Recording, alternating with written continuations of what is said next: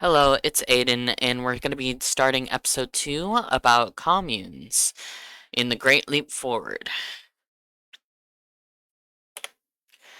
The communes were started in 1958 and lasted through the end of the Great Leap Forward until 1985.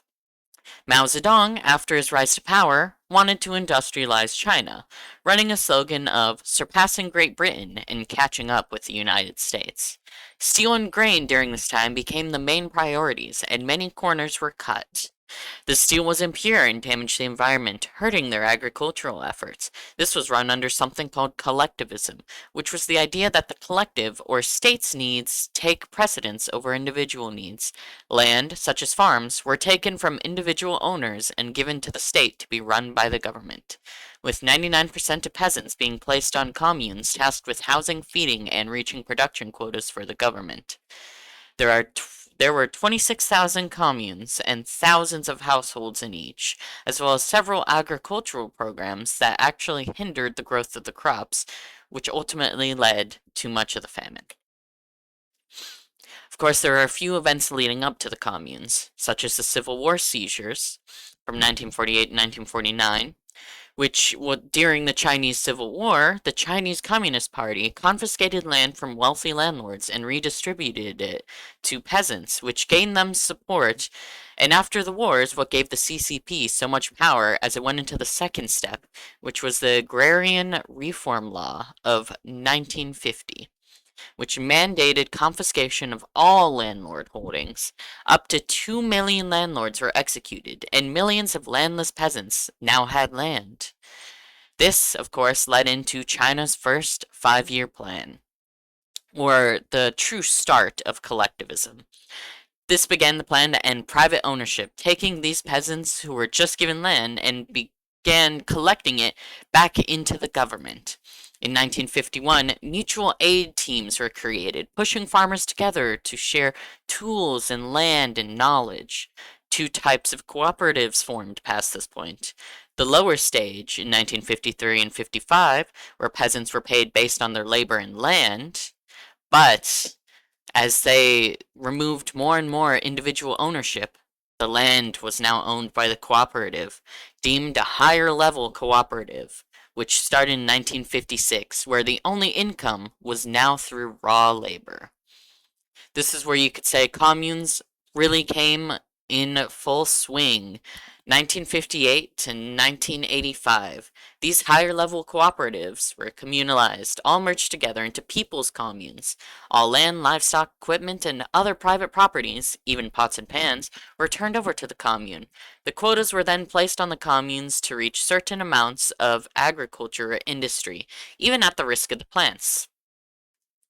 In fact, the rice that we raised was blighted and useless. Many husks were empty.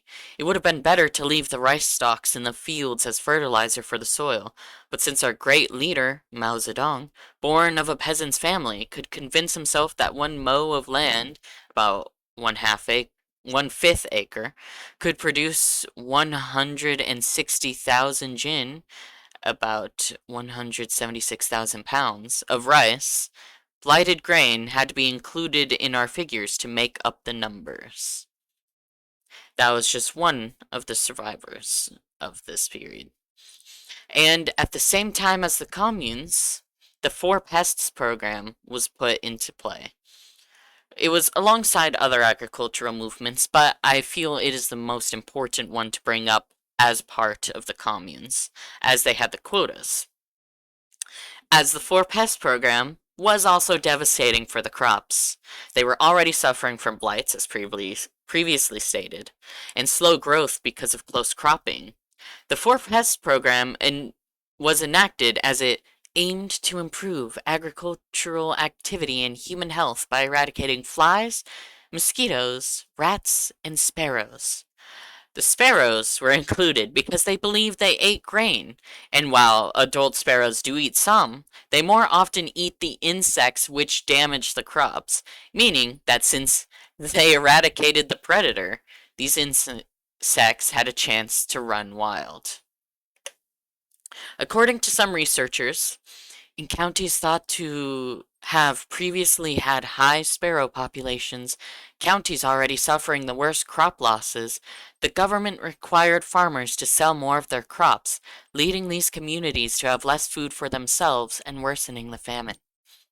The government had believed that the Four Pest program had been a success, not realizing that it had the exact opposite effect. And in the worst year of the famine, 1960, using back of the envelope calculations, the study found that the sparrow killing can account for 19.6% of the national crop yield reduction during the Great Famine.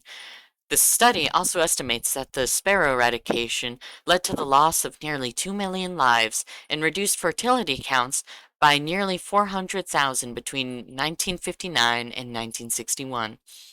At this point, 2 billion sparrows had been eradicated and were extinct in multiple counties. The government realized how important sparrows were and removed them from the list, replacing them with bedbugs. And in some accounts, there are claims they even imported some sparrows from the USSR to try and restore sparrow populations. Once the sparrow populations had grown once more, so too did the crops. After the Great Leap Forward was officially terminated in 1962, the communes wouldn't be removed until 1979 and took until 1985 to finally dissolve them. This was after Mao Zedong's death in 1976 and Deng Xiaoping's succession into leading China with the hopes of restoring it to prior glory. There's not a lot of data on how other countries reacted to the programs themselves, such as the Four Pest program, but that is a result of most of the famine being hidden until after many of the effects had already happened. Some countries, though, did feel the effects of the losses of the sparrow populations, leading to pests in their own borders, and it served as a reminder against tampering with nature and ignoring researchers who had warned Mao Zedong of what would happen. And the communes, as a result of all these agricultural problems, were seen as a failure, absolute failure. Other countries were torn between believing this was great to help rural countries industrialize quickly, whereas others, like many Western countries, believed it was dangerous and unstable. Ultimately, though, they blamed communism for the failures and not the incompetence of the leaders, whereas if they had taken other measures, there would have been different outcomes. But this was the specific crucial event, and episode 2 is finished. Check back in for episode 3, which will be talking about a specific person. Alright, have a good one.